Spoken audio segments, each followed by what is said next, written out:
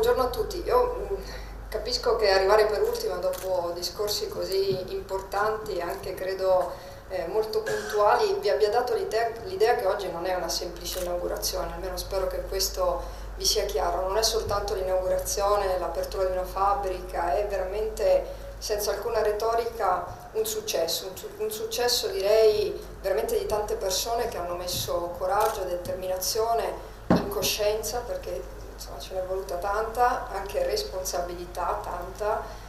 Presidente Serracchiani, oggi viene inaugurato un nuovo stabilimento ed è lo snodo tra il passato ed il futuro per il polo chimico di Tor Viscosa. Sì, non soltanto abbiamo consolidato il sito con insediamenti industriali importanti di Bertolini, di Bracco, ma è la possibilità e credo proprio la concreta azione di ripristino delle attività lavorative nel luogo. In questo luogo particolare dove si fa chimica, ed è una chimica importante, quella della clorosoda, che veramente può creare le condizioni di un ulteriore sviluppo di questo polo e creare quindi ulteriori posti di lavoro. È un riscatto di questo territorio, un riscatto di questo luogo ed è un riscatto ovviamente anche per il Friuli Venezia Giulia.